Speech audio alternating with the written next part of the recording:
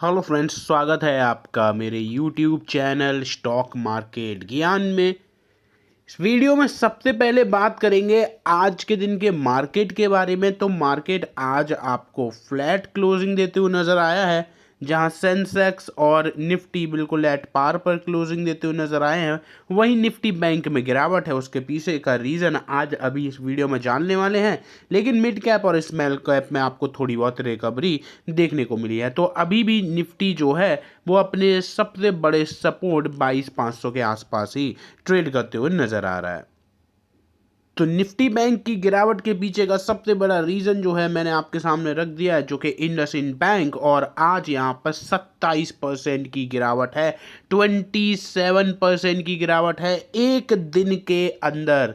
अब कल से हो सकता है आपको लोअर सर्किट लगने स्टार्ट हो जाए, लेकिन आज यहाँ पर कोई लिमिट थी नहीं, इस वजह से एक दिन में 27% तक ये शेयर ड्रॉप हो गया।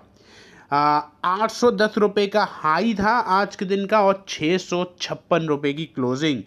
तो यहाँ पर आखिर ऐसा हुआ क्यों है, उसके पीछे का रीजन मैंने आपके सामने रखा है। IndusInd bank stock crashes as the derivative portfolio hit invites downgrade. यानी कि यहाँ पर इन्होंने जो पोजीशन ली हुई थी डेरिवेटिव पोर्टफोलियो में, वो यहाँ पर इनकी काम नहीं करी, और लगभग अगर आप यहाँ पर देखोगे तो 1500 करोड़ रुपए का इम्पैक्ट अब यहाँ पर आपको पड़ते हुए नज़र आने वाला है इनके नेट प्रॉफिट पर।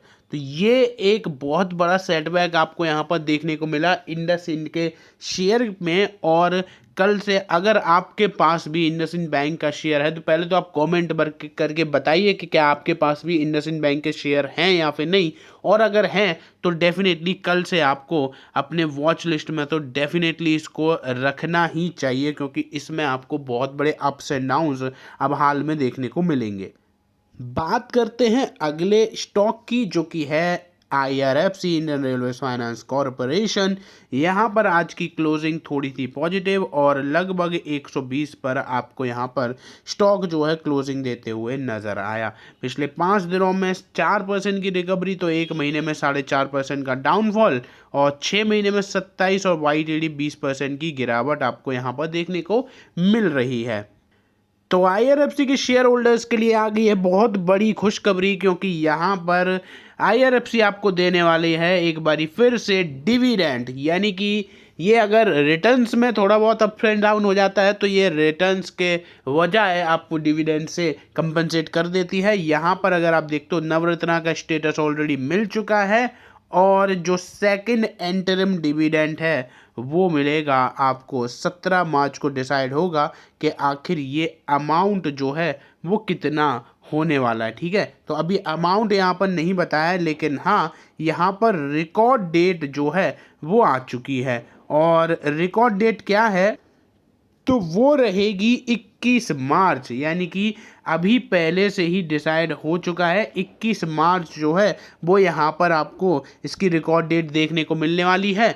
और 17 को जो बोर्ड मीटिंग है वो डिसाइड करेंगे कि आखिर जो एग्जैक्ट अमाउंट है डिविडेंड का वो कितना होने वाला है। कमेंट में आप मुझे बताइए कि आपके पास भी IRFC का शेयर है या फिर नहीं, और अगर है तो आपको अभी तक कितना डिविडेंड जो है वो मिल चुका है।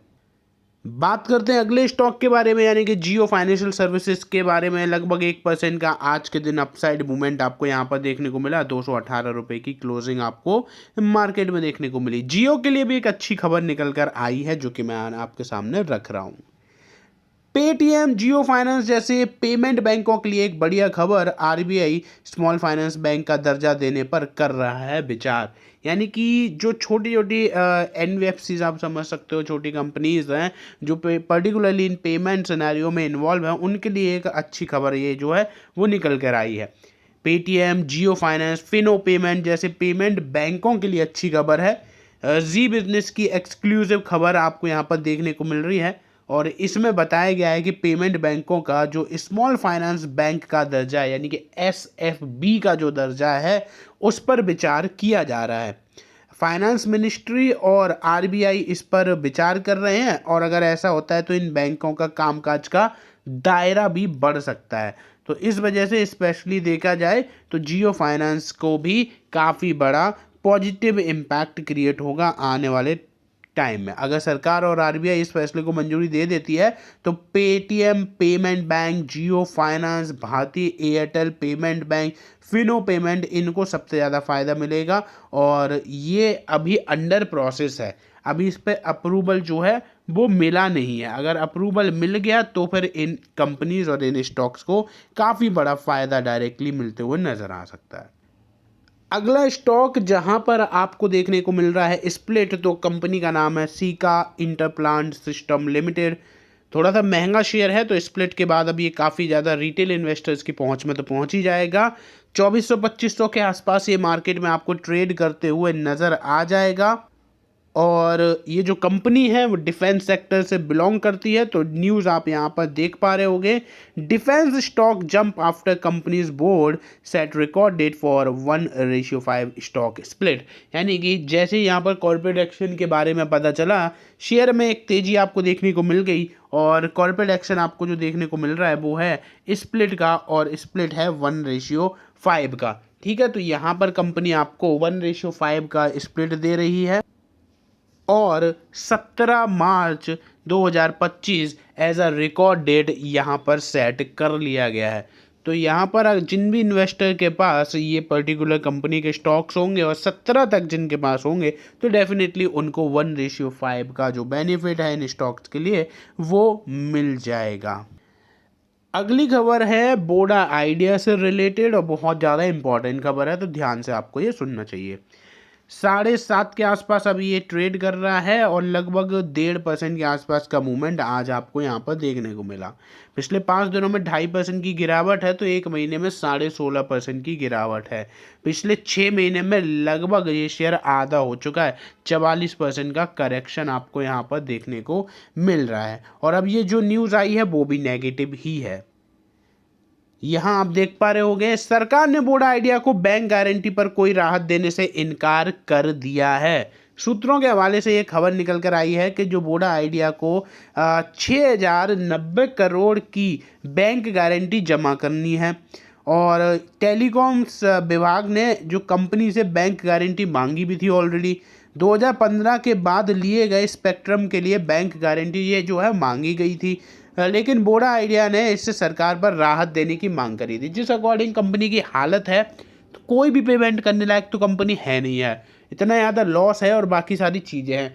तो अब यहाँ पर इस चीज़ पर भी राहत देने की बात करी गई थी, लेकिन यहाँ पर अगर आप देखते हो तो कंपनी इस पर सरकार ने बैंक गारंटी की राहत देने से मना कर दिया है।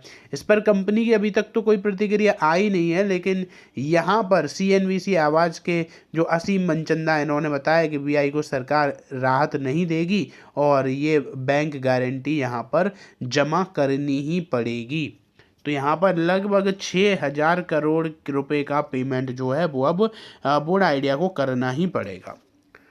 तो ये थी आज के दिन की खबर। जो भी इंपॉर्टेंट अपडेट्स आई थी वो मैंने आपके साथ शेयर करी है। कमेंट में आप अपने ओपिनियन जरूर मेंशन करते जाइएगा।